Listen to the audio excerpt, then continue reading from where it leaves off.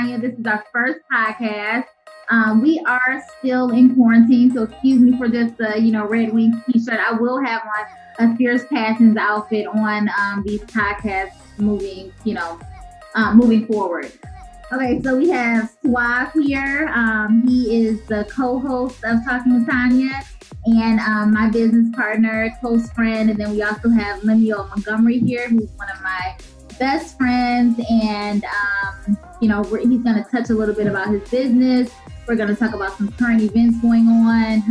And we're just going to have a little bit of fun. So first, I want to ask you guys about, obviously, what everybody is going through. And this is this quarantine/pandemic, coronavirus, COVID-19. How are you guys dealing with everything? I can answer that real quick. I'm doing great. I have no problems with Corona because I don't drink Corona. I drink tequila, so I'm good. Have no problems. That's how I'm dealing with it. Right. Tequila's really my drink of choice. Too funny. Len, what about you? How have you been doing with everything? I've been definitely handling it pretty well, I would say. Thank God for being able to be in a position to have a job where I can work from home, unlike so many others who may have been laid off or let go. And then, of course, being able to put myself in a position to have, other sources of income through real estate investing, also being a real estate agent and being in Army Reserves, it definitely has, like I said, caused us to adapt in, Absolutely. So many different ways. But I mean, that's what you do when life, gives you lemons, you make lemonade. So it's true. Right. Not only that, you touched a little bit about just kind of adapting, right? Adapting to the new world, I guess, while all of this is going on. So all of us have been working from home.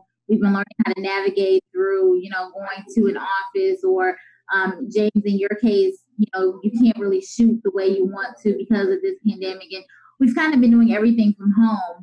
And that's been so different for everybody. Not only that, but Lim, you talked about multiple streams of income. And this was a huge hit for everybody. Like if you only have a job and, the job says, hey, we're not making any money, so we're going to have to let you go, or we're going to have to lay you off. We're going to have to cut your pay. I think that was a wake-up call for so many people because it's like, if you don't have a savings, if you don't have those multiple streams of income or even a second stream of income, what do you do? Where do you go from here, I mean, other than depending on the government, I think it's caused a lot of people to reinvent themselves, to be honest with you. Like I was saying, people that were used to being on jobs on a daily basis, that was their breadwinner, and those that, just started, they had to rethink their whole thing. I had a few friends that, one of my friends, I think he went crazy. One of his biggest things, he loved to go spend his money at the strip club. Every strip club's closed down, so I told him, hey, social distance is 6 feet. So his biggest thing, he called me up like, man, I hate this. I was like, wow, I can't go to the strip club. And I say, so you don't hate it because you lost your job? You just hate it because you can't go to the strip club? Yeah. That's like, hilarious. Okay. But, with all seriousness, it has caused people to start looking at other ways to make revenue. For me, I reverted to doing my online building websites for clients since I can't really get out and shoot video, and that's taken off for me, and I heard Lim mention about, real estate. How do you guys deal with that on real estate, with you not being able to like go out and show houses? Y'all going virtual online with that? And so, I'm glad you brought that up because based off of the executive order that the governor signed, essentially we can't do anything as agents. The most we can do is go on the MLS system, maybe pull up a few houses to give our, customers an option as to what they may want to see in the future. But I mean, it's really hard right now because without you being able to actually go into a property and inspect it, you don't know what you're buying. You kind of almost going in blind. So it's like anything new, current since of March is pretty much dead. If you have some deals on the table prior to that, you can find some ways around it to, go to the closing table with the title company and, the mortgage company probably gets everything approved, via online and email. But I mean, for us, it's like if you didn't have anything in the pipeline, you weren't doing much, you know, after that happened. So for me, again, thank God that I was blessed, like I said, with a father who's done real estate for about 30 years, being, you know, the president of the board of realtors 4 years and an executive officer for another 4. You know, he instilled that in me. You know, you got to always find a way to bring in that additional income. You got to have a way to create that passive income, multiple streams. So I already have property. So me having properties, I'm still able to collect rent on the side. And again, you know, that afforded me the opportunity to be able to still subsidize what I may have lost out on. Because I mean, I myself took a pay cut too with my normal job, you know, at GM. So essentially that was still able to help me, you know, stay where I was at and maintain, you know, what I already had. But I couldn't imagine what it's like, you know, for those who didn't have something like that in place. You brought up some really good points. And what I heard was preparation and pipeline, keeping that pipeline full. You know, I work in medical sales aside from Fierce Passions, and I can't tell you how important it was for me to make sure that I already had things lined up, not knowing that this huge pandemic was going to hit, but working hard every day, getting meetings lined up, making sure that I'm able to close accounts daily so that I can look in back and see, okay, this is kind of scary, but I'm okay. I'm okay because I prepared. So I think that preparation for anything and everything, as well as keeping your pipeline, whatever that pipeline may be, whether it's appointments, you know, whether it's, you know, closing an account, showing houses, making sure whatever you're doing, that you are prepared and you're keeping that pipeline full to set you up for success for whatever may happen. Right. Even if it's not a huge pandemic, maybe a surgery or a family member getting sick, or, you know, you not being able to work. Keep your pipeline full. I think that's a very, very good point. Yeah, no, I think you're right on that. And I think too, again, you hit the nail on the head when you talked about preparation. I think that's one thing that a lot of us, like our people, are not taught, you know, early on. We're not taught to prepare for the worst. I mean, if you really think about it, at any point, any job can go under. And where does that leave if you don't have a plan? Right. I learned that a while back just working in the corporate field, because I worked in the corporate and the private sector, and none of those jobs are promised. I saw my job when I used to work with web.com. We fired 120 people in one day. I mean, you just saw people with boxes, executives, and all that because they were getting bought out. So that right there told me, hey, get your own. Be prepared, because you never know when they may walk in and say, hey, it's your time. So, no, I totally agree. I think that's so important as well. What I'm hearing from you is that maybe when you go through a hard time, or, you know, you do have some type of life struggle, I think that it bursts purpose. It allows you to become who you're supposed to be.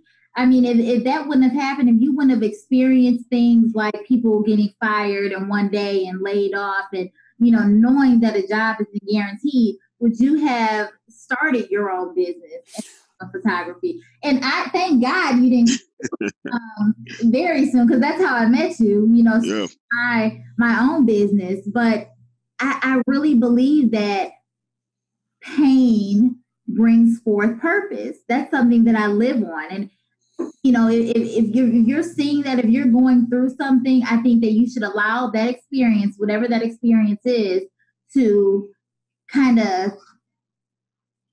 lead you into your purpose. I agree. I totally agree. Yeah. So let's go to the next subject, and that's about the enjoyment of this pandemic. So I know I've been working from home. I've been enjoying it. And James, Suave, I know you've been working. You both have been working from home, right? Yeah. Yeah, I work from home. How have you liked it?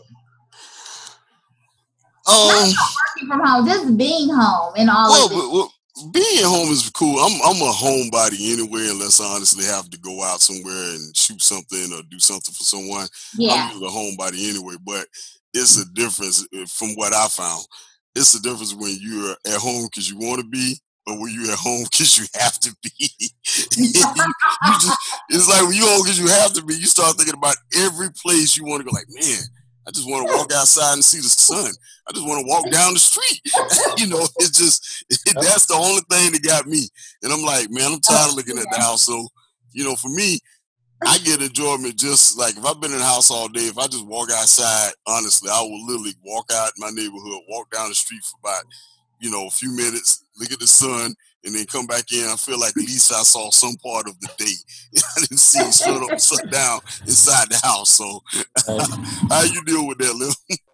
It's definitely been very different. And for the most part, same thing. I still find a way to get my exercise in. I go outside, take a walk, jog, run, whatever, try to get out the house, maintain my sanity. The hardest part, like I said before, is just really not being able to interact with people. I can't really see my family as much because it's like, you don't want to take that chance, but you do want to try to at least, check on them, make sure they're doing good, and then just not even being able to just hit the gym, man. Like, I love going to the gym. So for me, it's just like, gosh, like, trying to find ways to adapt. With like just home workouts? That's it. Like I said, I just run now. Like, I stay in the Midtown area near Wayne State, so I just run down to the track, run back, get my cardio in, might hit the field and just do a couple push-ups, sit-ups, but it's really all home workouts. Home workouts they're so much more challenging than the gym for me. Like, it tests your endurance, your strength. Like, it's been hard. But you talking about a home workout? Home workout. Oh yeah. I have weights here at the house too, and I ain't gonna lie, I look at them sometimes. But, like you said, it's hard at home. When I used to work out at Planet Fitness, it was easy because I go in there, I kind of get inspired because everybody in there look like a superhero. Just going in, you see a little small Mexican guy throwing up weights like it ain't nothing. I'm sitting for like, man, twice this guy's size, and I'm struggling. So, it's motivation. So I commend you for being able to do what you do, work out at home. Yeah, because just to get in that mind frame, you have nobody to motivate yourself but you. Yeah. Well, I was in that mind frame before all of this started, and I was going to the gym daily, and then it was like gyms closed. So I'm like, I have to figure out something. So I was able to find a workout program at home, an at-home workout program, but it's been kicking my ass like daily. I'm sweating more than I've ever sweated before. It's hard. And I don't know why, because I'm used to lifting weights at the gym and doing a lot of reps, and it's like here I'm really just using my own body strength, and it's hard. Yeah, I mean, I even got my crunch shirt on right now because I'm like, man, ready for the gym, and I got this little it's a posture corrector, man, because a lot of times we have bad posture, so that's why it's forcing me to try to sit up straight. But like every little thing that I can do, man, I just try to still stay in shape and stay healthy. Like, it's just, you just got to do it. Yeah. I just want to remind everyone that this podcast is sponsored by Fierce Passions and Camera Eye Photography and Film.